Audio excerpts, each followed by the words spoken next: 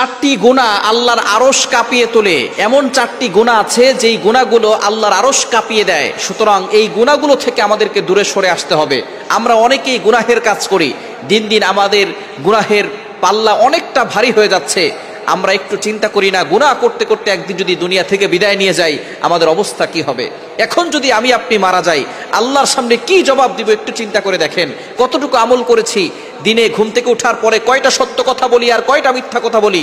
গুনাহ দিয়ে আমাদের জীবনটা ভরে গেছে, তারপর আমরা কিছু গুনাহ ছাড়তে পারতেছি না। সুতরাং গুনাহকে ছাড়তে হবে, তাওবা করতে হবে। নবীজি সাল্লাল্লাহু আলাইহি ওয়াসাল্লাম জানিয়ে দিয়েছেন, আত-তাইবু মিনাদ যামবি কামাল্লা যামবালা।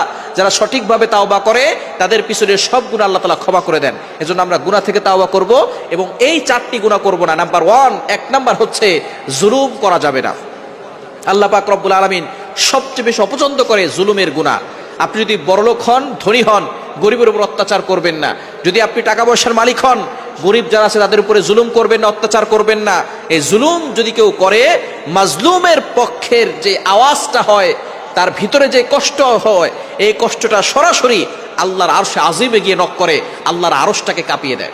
বুখারীর হাদিস, নবীজি সাল্লাল্লাহু আলাইহি ওয়াসাল্লাম জানিয়ে দিয়েছেন, দুনিয়াতে যদি একটা গরু আর একটা গরুর প্রতি জুলুম করে, এই জুলুম আল্লাহ সহ্য করবে না। একটা গরুর শিং অনেক বড়, এই বড় শিংওয়ালা গরুটা ছোট শিংওয়ালা গরুর উপরে যে আক্রমণ করেছে, কিয়ামতের ময়দানে ছোট শিংওয়ালা গরুটাকে আল্লাহ তাআলা বড় শিং বানিয়ে দিবে এবং তার উপরে সে জুলুম করেছিল, সেই জুলুমের প্রতিশোধ নিয়ে তারপরে তারা মাটি হয়ে যাবে। গরুর প্রতি গরুর জুলুম আল্লাহ সহ্য করবেন না। মানুষ হচ্ছে আশরাফুল মাখলুকাত, সে মানুষের মনে আপনি কষ্ট দিয়েছেন, মানুষকে আঘাত করেছেন, অন্যায়ভাবে তার মাল আত্মসাৎ করেছেন, তার উপরে জুলুম করেছেন, এটা আল্লাহ কখনো সহ্য করবে না। সুতরাং যারা জুলুম করবে, আল্লাহ তাআলা তাদের, যারা মাজলুম হবে তাদের পক্ষ হয়ে যারা জুলুম করবে তাদের বিরুদ্ধে মামলা দায়ের করবে। দুনিয়ার মামলা মোকদ্দমা টাকা পয়সা দিয়ে খালাস করা যায়, আল্লাহর মামলা আপনি কিভাবে খালাস করবেন একটু চিন্তা করে দেখেন। এজন্য এক নাম্বার, জুলুম করলে আল্লাহর আরশ কাঁপিয়ে তোলে, সেই জুলুম কখনো করা যাবে না। দ্বিতীয় নাম্বার হচ্ছে আলেমদেরকে অসম্মান করা যাবে না। আলেমরা হচ্ছে নবীর ওয়ারিস। যারা আলেমদেরকে অসম্মান করে, আলেমদেরকে বেইজ্জতি করে, হ্যাঁ আলেমদের গুনাহ থাকতে পারে, তারা ভুল করতে পারে। যদি আপনার চোখে ভুল ধরা পড়ে, আপনি তাকে সুন্দর করে ভদ্রতার সহিত তাকে সুন্দর করে বুঝিয়ে বলবেন। এখন যদি আপনি আলেমদেরকে কষ্ট দেন, অসম্মান করেন, আলেমদের কোনো ভুল নাই, তারপর আপনি তাকে অসম্মান করেন, তাহলে কিন্তু আল্লাহর আরশ কেঁপে উঠবে আর আল্লাহ পাক রব্বুল আলামিন এর জন্য আপনাকে জঘন্যতম শাস্তি দিবেন। এজন্য অবশ্যই আপনি যদি কাউকে অসম্মান করেন, অপদস্থ করেন, লাঞ্ছিত করেন, তাহলে কিন্তু মনে রাখবেন, আপনি যদি সাগরের তলদেশে চলে যান, অথবা উটের পেটের ভিতরে ঢুকে যান, অথবা পাহাড়ের চূড়ায় চলে যান, যেখানেই যান না কেন সেখানে আপনাকে অপদস্থ করে আল্লাহ ছাড়বেন।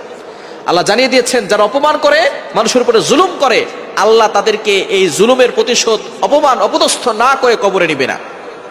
এজন্য খবরদার, আলেমদেরকে কখনো অসম্মান করবেন না, তাদেরকে রেসপেক্ট করবেন, সম্মান করবেন।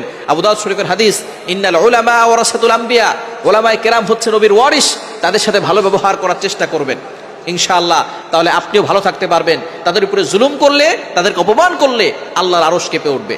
3 নাম্বার, এতিম ও গরিবের হক যারা মেরে খায়, এই গুনাহের কারণে আল্লাহর আরশ কেঁপে ওঠে। খবরদার, কখনো এতিমের হক মেরে খাবেন না, গরিবের হক নষ্ট করে খাবেন না। দুনিয়াতে কয়দিন বাঁচবেন আপনি? কতদিন দুনিয়াতে বাঁচবেন? আজকে ঘুমিয়েছেন, ঘুম ভাঙলে সকাল, না ভাঙলেই পরকাল।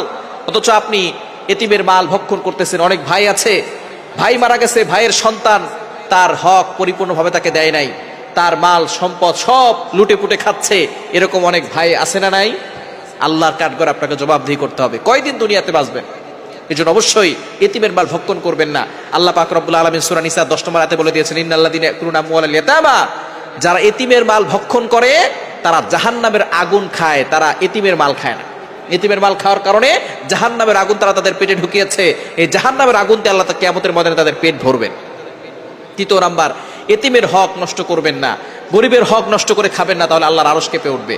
4 নাম্বার, সমকামিতার গুনাহের কারণে আল্লাহর আরশ কেঁপে ওঠে। ছেলে ছেলে একসাথে যদি মিলিত হয়, মেয়ে মেয়ে যদি একসাথে মিলিত হয়, তাহলে আল্লাহর আরশ কেঁপে ওঠে।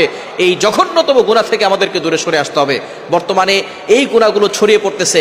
আল্লাহ তাআলা আমাদের সকলকে এই গুনাহ থেকে বেঁচে থাকার তৌফিক দান করে।